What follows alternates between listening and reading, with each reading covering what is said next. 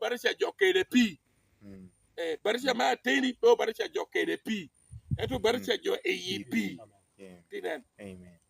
pien manu biro me por to crescere a Cristo do kaman po ti mere nu buolo ko ameka ubuoli yini to ete wergen Amen. depende no siam eto bible ko woni ato wang do pe biro pe ya to wang wadgi yana man ginu kwer ni dan gina wang yo to ko man ginda do ti ko ni ti pe yo eto gin dus do wo poribu bible ko ni gin dong gin no biro por kai bu yen no mio pe odano me we pe pot kana right kai nen ngata wa tie tia makolot me ngata wa to mangun ni en wa tie men nen no kita jembot kede me we ngata to sha lo kore pe poribu eto kai do anna wa to ko do hati darling yada wa to ko wan do shore cannot woribu so en wango ba obero ka kopa me oba kobo me we wano nen en kobo ba no en anyuti wa kop kana wan miro lobe kere kita wan miro lobe kede Amen. so en mi wan kedi we wa biro luri pi inyi Yesu Kristo da po luti kere nyi apapi wodi chunye a papo obero nyi woda po obero nyi amo tiu kere barisi ariko kwero barisi kere jo obero nyi god Yesu Kristo ka luo ni apap manu pe nyi ka luo ni wod pe obero nyi title apap obero ke pi yin keru tinuni ana luo ikito eto pera obero nyi so nyinga wan ti kere ma ba mi jo ti kwera chora ngwen ti apar yo ko ni pero ti nyingona ma ba mi jo te chinkan amir wan la re pir apati nyi Yesu Kristo pero tie so nyinga chiela ken wan mir ti kere barisha nyinga chiela wan mir riem kere chien nyinga chiela wan mir gam kere gum nyinga chielo en la ti jame dus en nyinga la re Amen. so mi o pira tek ba ko bugin ni yir me we ka me po do yi bu pi ine ni yang church yene church wan barisha yin kere re yin nyuno nga Sara mo jona biro barisha yin ta din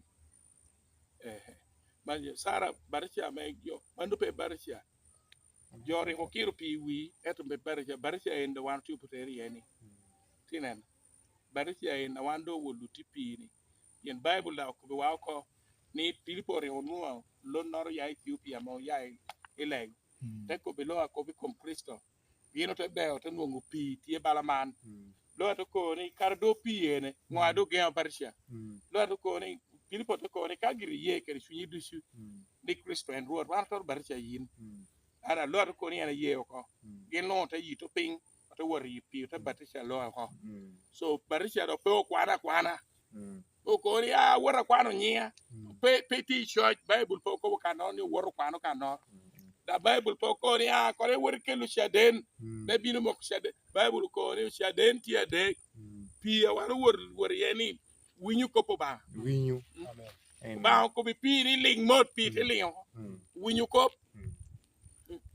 pi luor na ka chingo ba riel ka mucho riel ka chingo ko ni riel chi mucho riel ka chingo wi pi te wor pi te po ko pi ching mucha eno neno Amen. mangun ni pi ni da wa neno Amen. ko neno chinga ti malo te po ko Amen. so yami duche ma ba ke yigitie ba lo ke ya ti cha ko tin nyingi pe chamo ya dang te tuo ko pien winyu ko po ba Amen.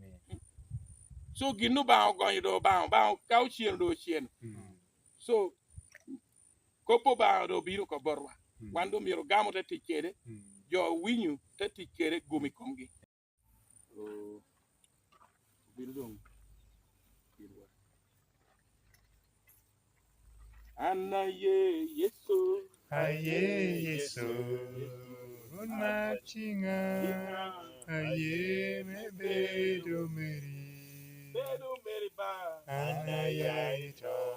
Te wona iko. Yesu inala mera. anna ye wona Aye Yesu. Una chinga. Aye me bedo meri. o bedo meriba Anaya ito te wona kiko Yesu inalamera. anna ye yeso Aye Yesu Run Machinga, ye me bedo meri. Anayai to te wona ke ko Yeso ina la mera.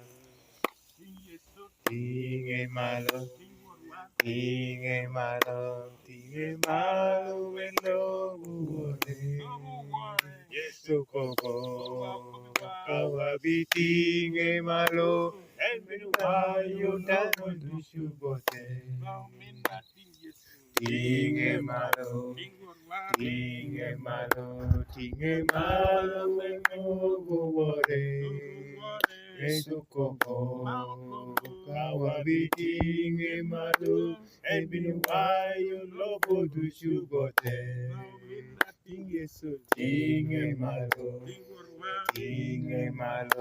Tinge malo, wendo buore.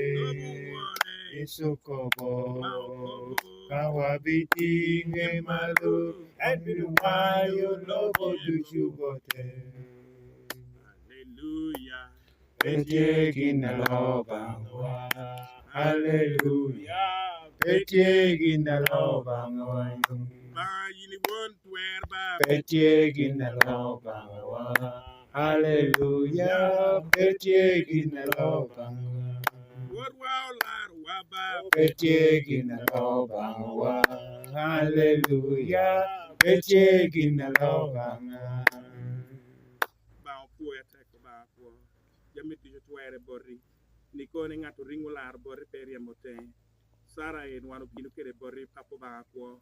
Wek dogo la me polo ya berete menyen ba po kere kisa ni romo. Maxin ba po maxin wan bisu roto ba me polo. Yen na bo yin wan pot for lo yo kare ke chawa wan tu beriye. Ana puoi mekete chunye kere miri me en binu men moya teni ba ko ne jo nu ateni binu gonyere. Ana ngio ni apab ya manni yinde mi ateno donyo kwe kwa mere. Kwa ateni don ke errori kwa mere. Kwe kwa dog ya ateni te dog do goba yore moro eken ba yin we ateni liele kwa mere. Apoi lego man tushu we ho kwa mere chi pe nyingi Yesu Kristo orwa. Amen. Amen. Now, lego piri. Sorry. Mara, minna, beti maraba. Beti mara, minna, beti maraya. Hallelujah, oh. Marubanga, hallelujah. Marubanga, minna, marubanga. Baina miyako, baina miyajamitushu. Marubanga, minna, marubanga. Genubanga, minna, genubanga. Hallelujah. Genubanga, minna, genubanga. Baina miyako, baina miyajamitushu. Genubanga, minna, genubanga. Warubanga, mina, warubanga. Warubanga, mina, warubanga. Baina miyako, baina miyajamitushu. Warubanga, mina, warubanga. Lomubanga, mina, lomubanga. Lomubanga, mina, lomubanga. Baina miyako, baina miyajamitushu. Lomubanga, mina, lomubanga. Aye, Yesu naba. Kunmachinga, aye, mebedo meri. Anaya ito ate wona hiko. Yesu ina larmera. Aye, Yesu, aye, Yesu. Kumachinga, aye, mebedo meri. Anaya ito ate wona hiko. Yesu ina larmera. Aye, Yesu. Kumachinga, aye, mebedo meri.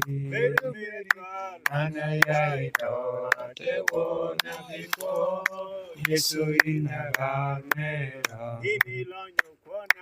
aye Yesu kunmachinga aye mebedu meri anaya ito tewona iko Yesu inala mera inde barcia en kirma kirfishil we kuoni odonyi kuomer te loko kuomer atwal we hendo wot many ye wot eno ker tamere kilo moko tamere kom yindu ba chiel mateni we ke gore kare duche entie wot kere ta chien kara pap ni o kare kedi chawa me yini biru kwanyele wo kan ana foi ba ko we ko kuomere gennere kedi yelle mere kedi planere dino duche en miro ba ko yini chunge ya chala tini ba ko attack kwa man duchu in Yesu Kristo warwa. Amen.